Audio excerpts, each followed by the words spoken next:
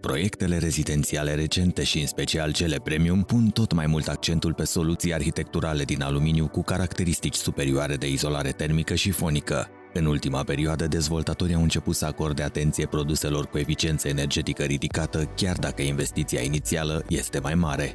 Într-un ansamblu rezidențial premium avem tâmplărie de aluminiu. De ce oare?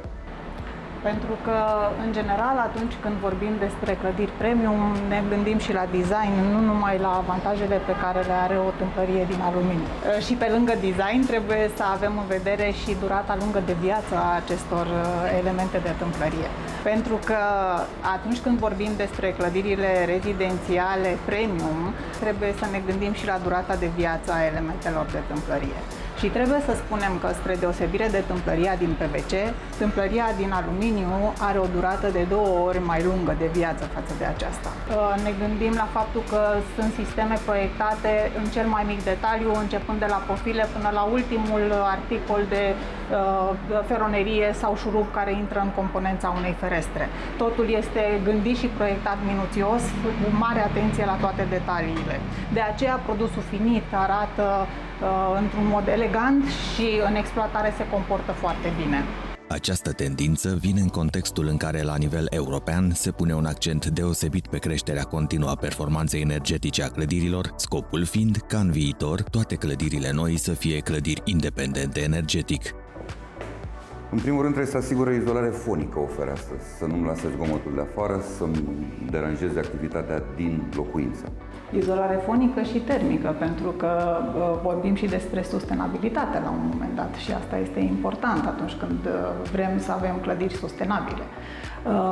Iar alegerea acestei serii în cazul proiectului dumneavoastră a fost făcută tocmai având în vedere caracteristicile de performanță care s-au dorit să fie obținute, printre ele făcând parte izolarea termică și cea fonică.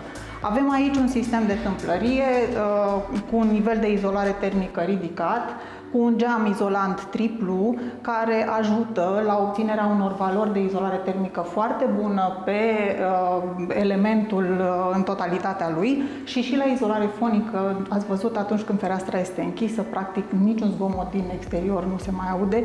Nu numai tâmplăria este importantă, dar și sticla folosită trebuie să fie de cea mai bună calitate atunci când vorbim despre eficiență energetică și sustenabilitate. De exemplu, sticla folosită pentru ferestrele acestui complex rezidențial are un grad de peste 90% de redare a culorilor. Mai mult, pentru că sunt suprafețe mari vitrate, s-a utilizat o sticlă laminată interior, care oferă siguranță în cazul spargerilor accidentale. Configurația de la acest proiect e un vitraj triplu, izolant, format din o sticlă exterioară cu depunere cu funcție multiplă, care asigură și izolare termică, asigură și protecție solară și o transmisie luminoasă suficientă pentru desfășurarea activităților în condiții de confort. Tâmplăria de aluminiu, dar și ferestrele acestui ansamblu rezidențial au fost realizate special pentru a oferi un coeficient ridicat de izolare termică și fonică. Această serie de profile combină excelent izolarea termică specifică ferestrelor din lemn sau PVC cu durabilitatea și robustețea aluminiului, făcând posibilă realizarea unor vitraje de mari dimensiuni. Dimensiunile sunt mari. Rezistă feroneria un timp îndelungat? O caracteristică a acestor sisteme constă în faptul că feroneria este proprie a sistemului și nu poate fi înlocuită cu altceva, iar ea este testată și proiectată astfel încât să dureze în exploatare, fără a fi nevoie de o întreținere deosebită. Ferestrele respectă aceleași cerințe de izolare termică cu valori superioare, iar zonele de perete cortină sunt realizate în construcție structurală cu geam lipit, care oferă un aspect neted și neîntrerupt.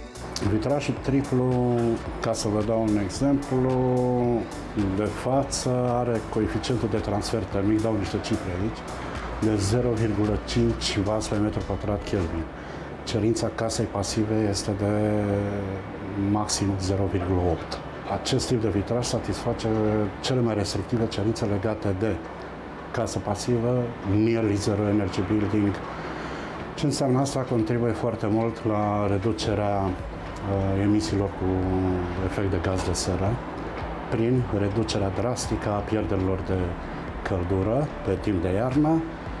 În același timp, reduce necesarul de condiționare a aerului sau ventilare pe timp de vară, evitând supraîncălzirile. În ciuda geamului triplu care este utilizat în cazul acestor elemente pentru a avea și o atenuare fonică foarte bună, nu este nicio problemă cu greutatea ferestrei, deoarece feroneria este gândită și proiectată să susțină această greutate și nu vor fi probleme în exploatare cu aceste ferestre. Suprafețele vitrate mari și sticla de calitate premium oferă un contact extins cu natura, acces la lumină naturală pe tot parcursul zilei, o perspectivă nelimitată și senzația de spațiu.